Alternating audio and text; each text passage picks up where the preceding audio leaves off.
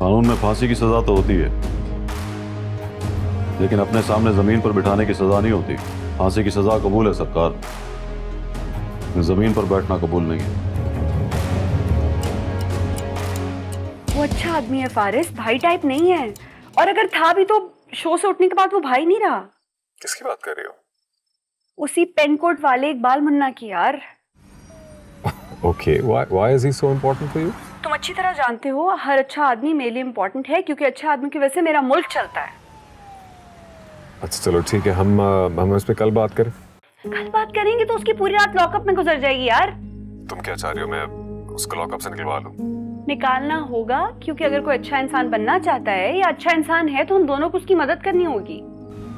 जरनाब, ये तो सरकारी और कानूनी मामला है ना, कोर्ट डिसाइड करेगी कि वो अच्छा आदमी है या झूठ बोल रहा है। झूठ नहीं बोल रहा, वो मुझसे प्रॉमिस करके गया है कि आज से वो इकबाल मुन्ना रह जाएगा, ये भाई भाई नहीं रहेगा।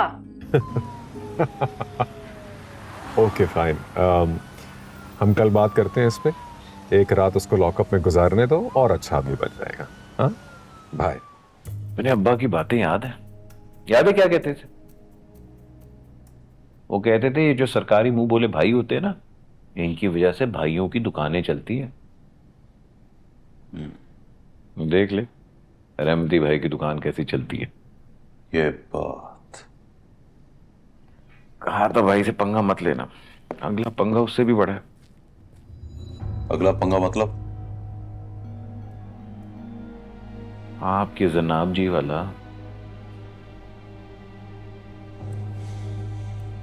अरे भाई ये इश्क को साइड पे करो, वरना इसी जेल में सड़ोगे या किसी नामालूम की गोली से मरोगे। तो मुझे डरा क्यों रहा है दिलबर?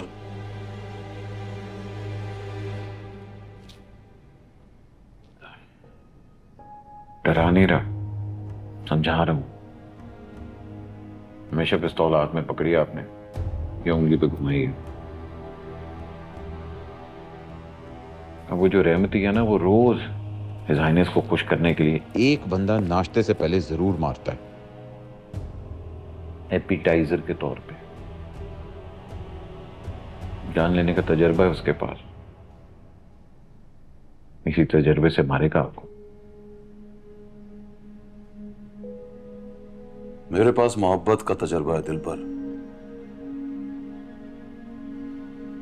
साले भाई की पूरी फौज से टकरा जाऊंगा।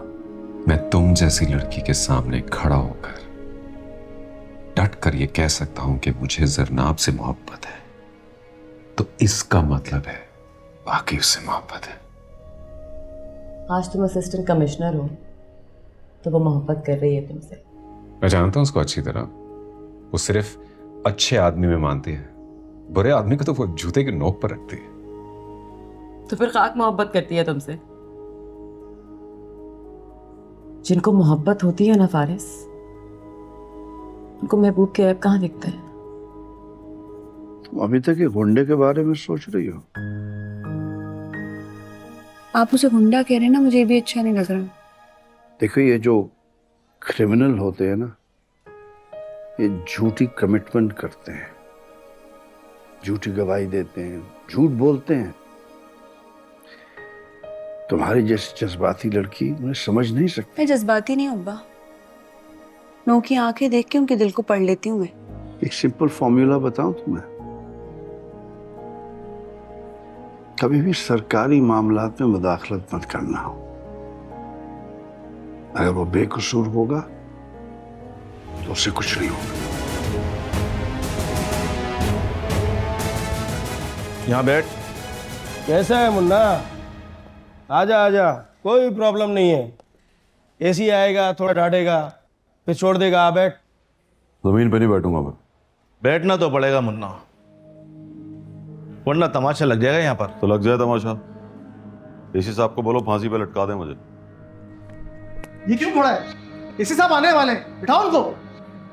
बैठ जा मुन्ना, मुन्ना तुझसे ज्यादा मुझे डांट पड़ेगी। बोला नहीं बैठूंगा, एसी साहब के अदब में खड़ा रहूंगा, लेकिन फर्श पे नहीं बैठूंगा। सर। हाँ भाई, ये इकबाल मुन्ना है?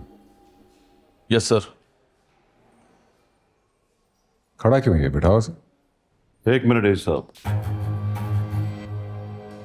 कानून में फांसी की सजा तो होती है, लेकिन अपने सामने जमीन पर बिठाने की सजा नहीं होती। फांसी की सजा कबूल है सरकार, जमीन पर बैठना कबूल नहीं है।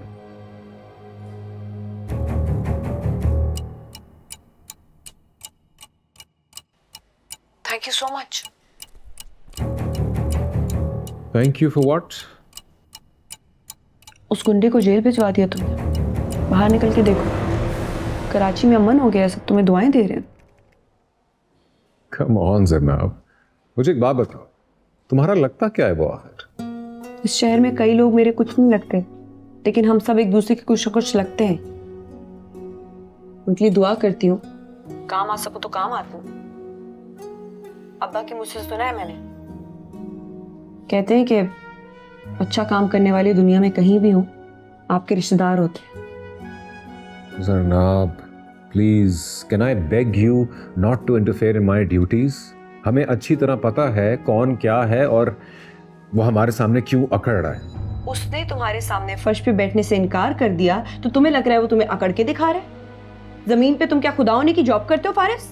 My God, can you please let it go? मैं घर आऊंगा ना तो फिर बात करेंगे, फिर मैं तुम्हें अच्छी तरह बताऊंगा कि वो कौन है और उसके इरादे क्या हैं।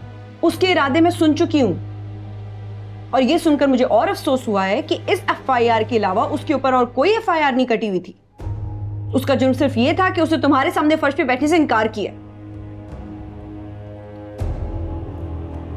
मुझे उसकी कुर्ती और पजामे का कलर तो याद है,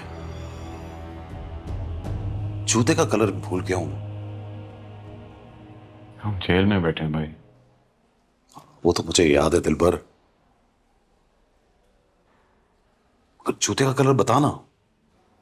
नहीं भाई, मैंने तो जूता देखा भी नहीं। अरे तू तो टीवी पे देख रहा था। तो शक्ल देखता है, माशाल्लाह कितनी प्यारी लग रही थी कसम से। पता नहीं आपकी नजर जूते पे ही टिक गई। मुझसे कहां देखी जाती है उसकी शक्ल। निगाहें रिस्पेक्ट से जूते तक झुक जाती हैं। देखो, मैं मानता हूं कभी कभी मुझे गुस्सा थोड़ा ज्यादा आ जाता है, लेकिन ये बहुत पुरानी प्रैक्टिस है। हम मुजरिमों को अपने सामने कुर्सी पर नहीं बिठाते। मुजरिम नहीं, मुल्जिम। मुल्जिम बेकसूर भी हो सकता है। खैर, ये बेगुनाह बिल्कुल नहीं है जनाब। शहर के बड़े बड़े भाइयों में इसका नाम आता है। लोग इस कदर डरते हैं, इसके नाम की एफआईआर नहीं कटाते। देखो फारिस, तुम्हें 4 साल हुए काम करते हुए, और मुझे भी 4 साल हुए, और मैं भी 4 साल से अच्छे बुरे लोगों को सामने बिठा के सवाल करती हूँ। अगर तुम क्रिमिनल को पहचान लेते हो ना, तो मैं भी चुटकी में अच्छा आदमी को पहचान लेती हूँ। करता होगा वो गुंडागर्दी, लेकिन वो क्रिमिनल नहीं है यार। कैसे कर सकती हो तुम? तो पहले से जानती हो उसको क्या? हाँ, एक दफा चौक पे दंगा करते हुए देखा था मैंने। मैं रक्षे से उतर के गई, सबके सामने उसको बुरा भला कहा, उसको डांटा, वो चुप खड़ा रहा, सुनता रहा। वाओ, that's amazing जनाब। इसका मतलब है जैसे ही तुम पर नजर पड़ती है तो उसके अंदर का गुंडा सरेंडर कर जाता है। इसका ये मतलब नहीं हुआ कि वो अंदर से अच्छा इंसान है। उसको तो ये मतलब हुआ तुम्हें अच्छा बनकर दिखा रहा है यार। क्या? What nonsense, Faris. अरे खालू, मेरी बात को गलत मत समझे। आप इस पर्सपेक्टिव से भी तो सोचा जा सकता है, ये भी तो हो सकता है। तो तुम्हें लगता है वो मुझे इम्प्रेस कर रहा है?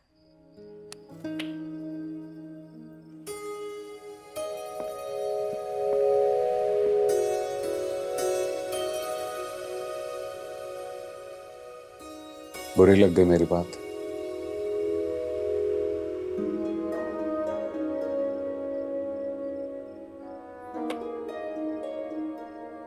हाँ, तुम सीरियस थे?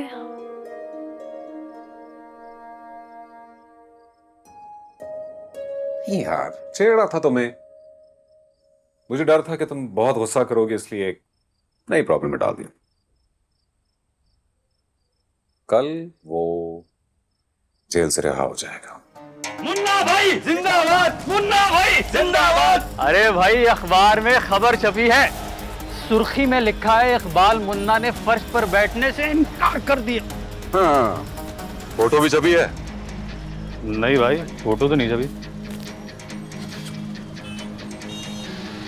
चलो चलो। क्या? कल रात मैं और सैम डिनर पे गए थे। वहां हमने फारिस को एक लड़की के साथ गाड़ी में आइसक्रीम खाते हुए देखा। सैम ने 3-4 पिक्चर्स भी ली। हम रात भर सोचते रहे कि तुम्हें सेंड करें या प्राइवेट लाइफ का बहाना बनाकर तुमसे छुपा लें।